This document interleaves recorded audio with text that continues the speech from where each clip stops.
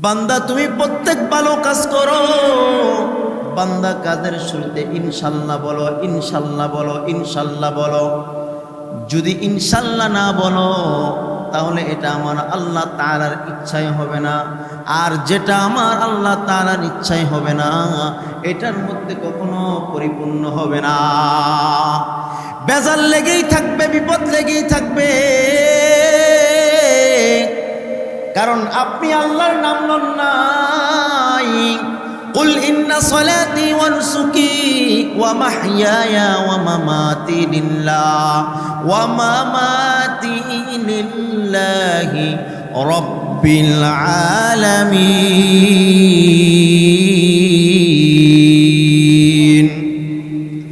বান্দা নামাজ হলো আমার আল্লাহর জন্য, বান্দা রোজা হবে আমার আল্লাহর জন্য, যাকাত হবে আমার আল্লাহর জন্য। যাহা কিছু করবেন বান্দা আমার আল্লাহর জন্য, আল্লাহর জন্য। বান্দা তুমি যা করতেছো রবের খুশির জন্য করবা। নামাজ পড়বা রবকে খুশি করার জন্য, যা কিছু করবা মাওলাকে খুশি করার জন্য। আর যেই কাজটা নাকি করবা আমার আল্লাহ সেই কাজের মধ্যে বরকত ঢুকিয়ে দেবে। সুবহানাল্লাহ। মহান আল্লাহ তাআলার দরবারে অসংখ্য অগণিত শুকরিয়া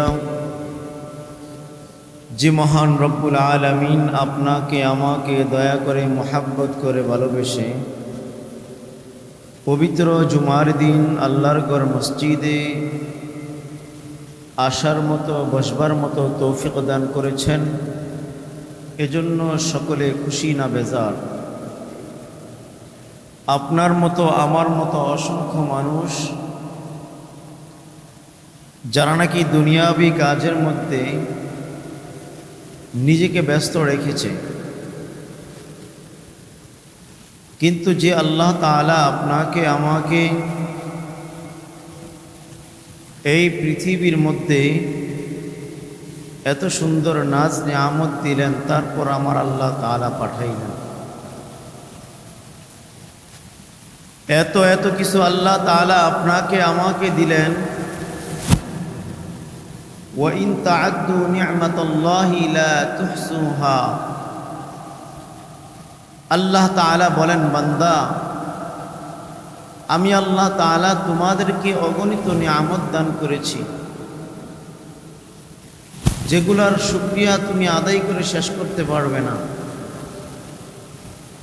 আল্লাহ তাআলা পৃথিবীর মধ্যে যাহা কিছু বানাইছেন না কেন সবগুলা বান্দার উপকারের জন্য বানাইছেন, কিন্তু এটা আমরা বুঝতে পারি না, উপলব্ধি করতে পারি না। আর পৃথিবীর মধ্যে যেই সমস্ত মাখলুকাত আল্লাহ তাআলা সৃষ্টি করেছেন তাদেরকেও আল্লাহ তাআলা রিজিকের ফয়সালা করে দিয়েছেন। প্রত্যেকটা জিনিসকে আল্লাহ তাআলা উপকারের জন্য বানাইছেন। এক আল্লাহর বান্দা যুবক রাস্তা দিয়ে রওনা হয়ে গিয়েছে। আল্লাহর বান্দা যুবক নদীর পাশ দিয়ে হেঁটে যাচ্ছে, রাস্তা দিয়ে রওনা করছে আর চিন্তা করতেছে নদী কিভাবে পার হব, নদী কিভাবে পার হব। ওই আল্লাহর বান্দা যখন নদী পার হওয়ার জন্য নদীর পারে গেলেন, নৌকার উপর আরোহণ করলেন, দেখলেন একটা ছোট্ট পিপিলিকা কচুরি ফানার উপর দিয়া তিনিও রওনা করেছেন, পিপিলিকাও রওনা করেছেন। এবার আল্লাহর বান্দা যুবক তার বুঝতে আর বাকি নাই, আমাকে আল্লাহ নদী পার করার জন্য যেমনি ভাবে নৌকা তৈরি করেছেন, একটা ছোট্ট একটা পিপিলিকাকে পার করার জন্য আমার আল্লাহ কচুরি ফানা তৈরি করেছেন। সুবহানাল্লাহ। অতএব মুসলমান ভাই, আমার আল্লাহ দুনিয়ার মধ্যে যাহা কিছু বানাইলেন বান্দা তোমার উপকারের জন্য বানাইলেন। ওরে বান্দা আপনি যেদিকে তাকান না কেন, ও বান্দা আপনি ডাইনে তাকান, বান্দা আপনি বামে তাকান, সামনে পিছনে যেদিকে তাকান তাকান, শুধু তাকান, দেখবেন আমার আল্লাহর নিয়ামত। ও বান্দা তুমি এত এত নিয়ামত পাইয়া, এত এত নিয়ামত বক্ষণ করিয়া কিভাবে আমি আল্লাহর নাফরমানি করো, কিভাবে আমি আল্লাহকে অস্বীকার করো? তোমাকে আমার আল্লাহ তাআলা যেমনি ভাবে রিজিক দিলেন কাফের বেদিনদেরকে, তেমনি ভাবে আল্লাহ তাআলা রিজিক দিলেন। বান্দা একটু তাকাইয়া দেখ, তোর মতো কত যুবক, তোর মতো কত বৃদ্ধ, কত ছাত্র ভাই যারা চলতেও পারে না, ফিরতেও পারে না, অসুস্থ অবস্থায় বিছানার মধ্যে শায়িত, কথাও বলতে পারে না। কিন্তু বান্দা একটু তাকাইয়া দেখ, আমার আল্লাহ তোকে এত সুন্দর করিয়া বানাইলো, আমার আল্লাহ তোকে যেখানে চোখ দেওয়ার দরকার সেখানে চোখটা দিল, আমার আল্লাহ তোকে যেখানে পাও দেওয়ার দরকার সেখানে পাওটা দিল। ওরে বান্দা তুই দেখোস না, তোকে আমি আল্লাহ ভরপুর নিয়ামত দিলাম, বান্দা আরেক বান্দাকে আমি আল্লাহ দেই নাই।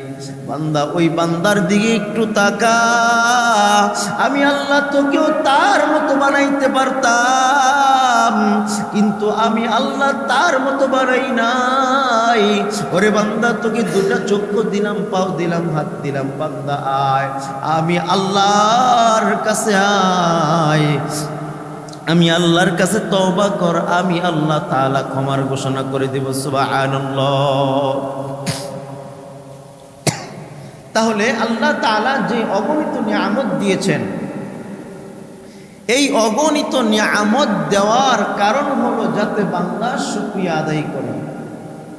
লা ইন শাকারতুম লাযীদান্নাকুম ওয়া লা ইন কাফারতুম ইন্না আযাবি লাশাদীদ। আল্লাহ তাআলা বলেন, বান্দা আমি আল্লাহ তাআলা তোমাকে অগণিত নিয়ামত দান করেছি। শুধু নিয়ামত বলতে খাবার বস্তু এটা না, আপনাকে যা কিছু দিয়েছেন সেটাই আপনার নিয়ামত। এই নিয়ামতের শুকরিয়া আদায় করো, নচেত আল্লাহ তাআলা কি করবে? আমি আল্লাহ তাআলা তোমার রিজিকগুলো কেড়ে নিব, রিজিকগুলো ধ্বংস হয়ে যাবে, বিলীন হয়ে যাবে। রাস্তা দিয়া একজন ভিক্ষুক হাঁটতেছে, আপনাকে এসে বলল, বাবা সারাটা দিন কিছুই খাই নাই, আপনি কি করলেন? তাকে তো বরঞ্চ তাকে কিছু খাবার দিলেন না, খাবার তো দেন নাই, অথচ তাকে ধমক দিয়া তাকে বের করে দিলেন। অনেক সময় ঘরের সামনে ভিক্ষুক আসে, এতিম অসহায় বাচ্চাগুলো যখন আসে আপনার কাছে চায়, কিন্তু আপনি না দিয়া তাদেরকে তাড়িয়ে দেন। আল্লাহ তাআলা বলবেন কাল কিয়ামতের দিন, বান্দা আমি আল্লাহ তাআলা তোর কাছে গিয়েছিলাম। বান্দা বলবে, আল্লাহ আমি তো আপনাকে দেখি নাই। তখন আল্লাহ বলবে, বান্দা ওই যে একটা মাদ্রাসার তালিবুল ইলম কিছু খাইতে পায় নাই, একটা এতিম বাচ্চা কিছু খাইতে পায় নাই, ওই বান্দা তোর কাছে গেছিল, কিন্তু তুই তাকে ঘর থেকে তাড়িয়ে দিয়েছো, ঘর থেকে বের করে দিয়েছো। তুই যদি ওই বান্দাকে দিতি তাহলে আমি আল্লাহ তাআলা খুশি হয়ে যাইতাম এবং আমি আল্লাহ তাআলা তোকে ক্ষমা করিয়া দিতাম, তোর জন্য আমি আল্লাহ তাআলা নাজাতের ফয়সালা করে দিতাম। সুবহানাল্লাহ। তোমাকে আল্লাহ তাআলা অগণিত নিয়ামত দান করেছেন। এই অগণিত নিয়ামত যেই বান্দাকে আল্লাহ তাআলা দিয়েছেন, পাই টু পাই আমার আল্লাহ তাআলা হিসাব নেবেন। যেই প্রেক্ষাপট নিয়ে আজকে আলোচনা করব, সেই প্রেক্ষাপট হলো যে আমরা যেই কোনো কাজ করতে, যেই কোনো কাজ যখন আমরা করি তখন দেখা গেছে আমরা আল্লাহ তাআলার নাম আমরা স্মরণ করি না। এর দ্বারা সেই জিনিসের মধ্যে বরকত থাকে না, আর যেটা আল্লাহ তাআলার ইচ্ছায় না হয় এটার মধ্যে কখনো পরিপূর্ণ পরিপক্ক হতে পারে না। একটা না একটা ভেজাল লাগবেই, একটা না একটা বিপদ থাকবেই। এই জন্য যখনই কোনো কাজ করবেন না কেন, ভালো কাজ, তখনই চিন্তা করবেন এটা কি আল্লাহ তাআলার ইচ্ছায় হচ্ছে না অনিচ্ছায়। ওয়ামা তাশাউনা ইল্লা আইয়াশা আল্লাহ, ওয়ামা তাশাউনা ইল্লা আইয়াশা আল্লাহু রাব্বুল আলামিন।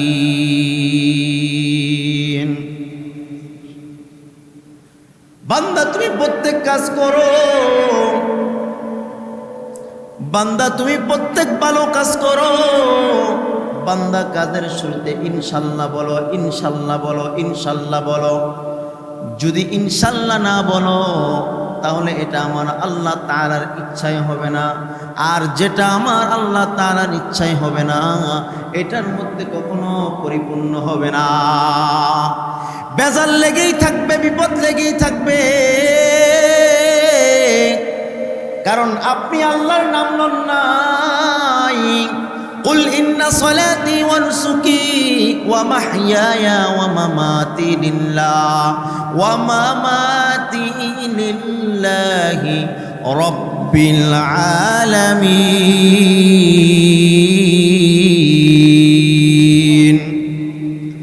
বান্দা নামাজ হলো আমার আল্লাহর জন্য, বান্দা রোজা হবে আমার আল্লাহর জন্য, যাকাত হবে আমার আল্লাহর জন্য। যাহা কিছু করবেন বান্দা আমার আল্লাহর জন্য, আল্লাহর জন্য। বান্দা তুমি যা করতেছো রবের খুশির জন্য করবা। নামাজ পড়বা রবকে খুশি করার জন্য, যা কিছু করবা মাওলাকে খুশি করার জন্য। আর যেই কাজটা নাকি করবা আমার আল্লাহ সেই কাজের মধ্যে বরকত ঢুকিয়ে দেবে। সুবহানাল্লাহ, ইনশাআল্লাহ।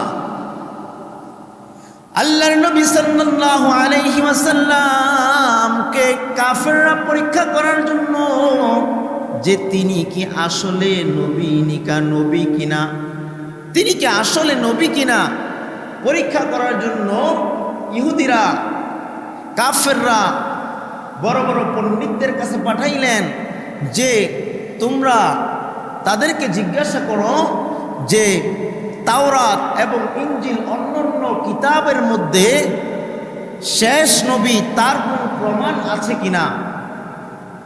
তখন কাফেররা যখন, যারা তাওরাতের পণ্ডিত ছিলেন তাদের কাছে যখন গেলেন, তাদের কাছে গিয়া জিজ্ঞাসা করলেন যে আখিরি জামানার নবী মুহাম্মদুর রাসূলুল্লাহ সাল্লাল্লাহু আলাইহি ওয়াসাল্লাম এই কিতাবের মধ্যে তার কোনো প্রমাণ আছে কিনা।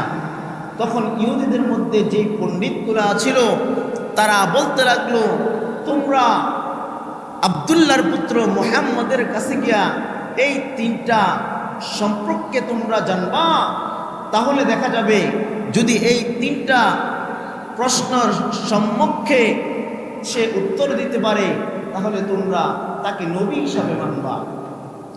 কাফেররা যখন আব্দুল্লাহর পুত্র মুহাম্মদুর রাসূলুল্লাহ সাল্লাল্লাহু আলাইহি ওয়াসাল্লামের কাছে গেলেন, গিয়া তাকে সালাম দিলেন, জিজ্ঞাসা করলেন তিনটা প্রশ্ন। এক নম্বর হলো আসহাবে কাহাফ, ওই লোকগুলা সম্পর্কে জিজ্ঞাসা করা হলো। দুই নম্বরে জিজ্ঞাসা করা হলো রূহ সম্পর্কে। এই কথাগুলো যখন জিজ্ঞাসা করা হলো, তিন নম্বরে জিজ্ঞাসা করলো যুলকারনাইন, তার সম্বন্ধে যখন জিজ্ঞাসা করা হলো, নবী আলাইহিস সালাতু ওয়াস সালাম বললেন, আমি তোমাদেরকে আগামীকাল এই প্রশ্নের জবাবগুলো দিয়ে দিব। কিন্তু আমার আপনার নবী ইনশাল্লাহ বলেন নাই, কিন্তু আমার আপনার নবী ইনশাল্লাহ বলেন নাই। তার কারণে আমার আল্লাহ নবীকে ইনশাল্লাহর শিক্ষা দেওয়ার জন্য একদিন নয়, দুদিন নয়, নবী আলাইহিস সালাতু ওয়াস সালাম পেরেশান হয়ে গেলেন। নবী আলাইহিস সালাতু ওয়াস সালাম পেরেশান হয়ে গেলেন। হায় কাফেরদের প্রশ্নের জবাব আমি দিতে পারবো না। একদিন হয়ে গেল, দুদিন হয়ে গেল, 3 দিন হয়ে গেল, জিবরাইল আলাইহিস সালাতু ওয়াস সালাম কোনো ওহী নিয়ে আসেন না, পেরেশান হয়ে গেলেন। প্রায় 15 দিন পর সূরাতুল কাহফ আমার আল্লাহ তাআলা নাজিল করলেন। ইনশাআল্লাহর জবাব আমার আল্লাহ তাআলা দিয়ে দিলেন। সুবহানাল্লাহ। তাহলে মুসলমান ভাইরা রে আমার,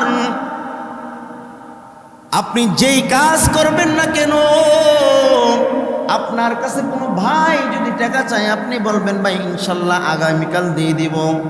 আপনার কাছে কোনো বন্ধু যদি কোনো খাবার চায় বলবেন ইনশাল্লাহ আগামীকাল দিয়ে দিব।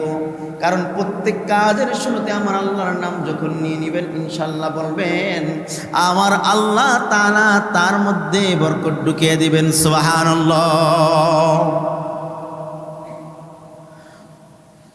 হযরতে মূসা আলাইহিস সালাতু ওয়াস সালাম তার কওমদেরকে নিয়ে কোনো এক মজলিসের মধ্যে কথা বলতেছেন।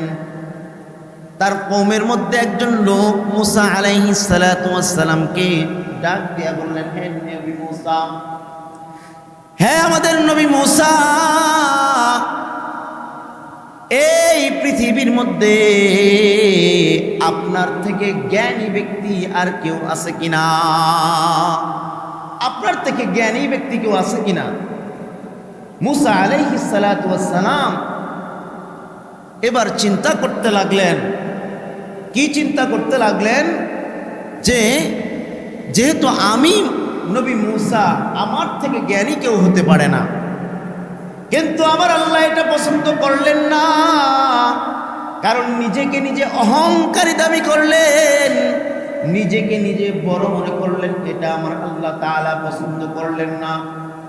বর্তমান সময়ের মধ্যে অনেক মানুষ নিজেকে নিজে বড় মনে করে, নিজেকে বেশি বড়ত্ব মনে করে। ওরে মুসলমান ভাইরা রে আমার, নিজেকে যখন আপনি নিচু মনে করবেন আমার আল্লাহ তাআলা আপনাকে বড় বানিয়ে দিবে। সুবহানাল্লাহ। বড় বানিয়ে দিবে। হুজুর আকরাম সাল্লাল্লাহু আলাইহি ওয়াসাল্লামের প্রিয় সাহাবী হযরত আবু বকর রাদিয়াল্লাহু তাআলা, যিনি খলিফাতুল মুসলিমিন, হুজুর আকরাম সাল্লাল্লাহু আলাইহি ওয়াসাল্লামের সাহাবী ছিলেন। আবু বকর রাদিয়াল্লাহু তাআলা নিজেকে কতটা পরিমাণ ছোট মনে করতেন, নিজেকে কতটা পরিমাণ ছোট মনে করতেন। তিনি যখন খলিফাতুল মুসলিমিন ছিলেন, রাতের আধারে তিনি যখন তার এলাকার লোকদেরকে দেখাশোনা করার জন্য ছদ্মবেশে বের হলেন, ছদ্মবেশে বের হয়ে খলিফাতুল মুসলিমিন হযরত আবু বকর রাদিয়াল্লাহু তাআলা তিনি তার পায়ের জুতা পর্যন্ত পরে তিনি রাস্তার মধ্যে হাঁটেন নাই। খলিফাতুল মুসলিমিন হযরত ওমর রাদিয়াল্লাহু তাআলা এইটা খেয়াল করলেন। খলিফাতুল মুসলিমিন হযরত ওমর রাদিয়াল্লাহু তাআলা আবু বকরকে ডাক দিয়া বললেন, আমিরুল মুমিনিন, আপনার পরনে জুতা নাই, আমার এক জোড়া জুতা আছে, এই পাথরের রাস্তা দিয়ে আপনি হাঁটতে পারবেন না, আমার এক জোড়া জুতা আছে, এই জুতাগুলো আপনি নিয়ে নেন, এই জুতাগুলো পরে আপনি রাস্তার মধ্যে হাঁটাচলা করেন। হযরতে আবু বকর রাদিয়াল্লাহু তাআলা খলিফাতুল মুসলিমিন হযরত ওমর রাদিয়াল্লাহু তাআলাকে ডাক দিয়া বললেন, ভাই ওমর, তুমি তো মনে করেছো আমার এক জোড়া জুতা নাই, আমারও এক জোড়া জুতা আছে। আমি রাতের বেলা এই গিরিপথ দিয়া যখন হাঁটাচলা করব, মদিনার জমিনে, মক্কার জমিনে অনেক মানুষ ঘুমাইয়া রয়েছে, আমার যেই জুতার আওয়াজ, এই জুতার আওয়াজের কারণে কোনো মুসলমান ভাই ও বোনের শিশুর যদি ঘুম ভেঙে যায়, কিয়ামতের দিন আমি আবু বকর আল্লাহর দরবারে কি জবাব দিব? সুবহানাল্লাহ। আমি আবু বকর কি জবাব দিব? এতটা নিচে মনে করতেন। কিন্তু দেখা যায় আজকে আমরা সমাজের মধ্যে ক্ষমতার মসনদে বসে আমাদের যেটা মন চায় আমরা সেটা মনে করি। সাহাবীদের ইতিহাস দেখুন, সাহাবীদের ইতিহাস জানুন, তারা ক্ষমতার মসনদে বসছে।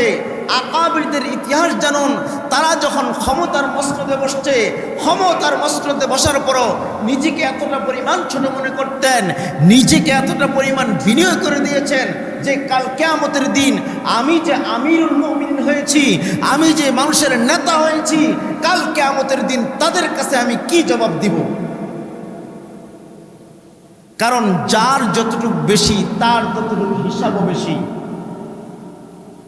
আবু বকর রাদিয়াল্লাহু তাআলা এতটা পরিমাণ বিনিয়োগ ছিলেন, তিনি মাঝে মাঝে রাস্তা দিয়া যখন যাইতেন, রাস্তা দিয়া যখন চলাফেরা করতেন, হযরতে আবু বকর রাদিয়াল্লাহু তাআলা গাছের দিকে তাকাইতেন আর বলতেন, আহ কি আফসোস, আল্লাহ যদি আমাকে না বানাইয়া, মানুষ না বানাইয়া এই গাছগুলো বানাইতো, তাহলে দেখা যাচ্ছে পশু গবাদি আমাকে খেয়ে ফেলতো, আমার কোনো হিসাব থাকতো না। মাঝে মাঝে গাছের ডালের পাখির দিকে তাকাইতেন, পাখি তোর কোনো হিসাব নাই, কিন্তু আমি আবু বকরের হিসাব আছে। কাল কিয়ামতের দিন আমি আল্লাহর দরবারে কি হিসাব দিব? এই জন্য প্রত্যেক কাজ যখন আমরা করব, প্রত্যেক কাজ করার শুরুতে আল্লাহর নাম আমরা মুখে নেব। আর যেই কাজটা নাকি আল্লাহর হুকুম আহকামে হবে, যেই কাজটা নাকি আল্লাহর রেজাই এর খুশিতে হবে, সেই কাজের মধ্যে আমার আল্লাহ তাআলা বরকত দিয়ে দিবে। সুবহানাল্লাহ। দেখবেন সেই কাজের মধ্যে কোনো বিপদ থাকবে না। আমরা দেখা যায় বিভিন্ন কাজ করতে গিয়ে ইনশাল্লাহ বলতে ভুলে যাই, ইনশাল্লাহ বলতে ভুলে যাই। যেই কারণে রাসূলুল্লাহ সাল্লাল্লাহু আলাইহি ওয়াসাল্লাম এর উপর প্রায় 15 দিন পরে আল্লাহ তাআলা ওহী নাযিল করেছেন। কিন্তু মুসলমান ভাইরা আমার, প্রত্যেকটা কাজ যখন আমরা করব তখন সর্ব অবস্থায় ইনশাল্লাহ বলার অভ্যাস আমরা তৈরি করব। সকলে বলি আমিন।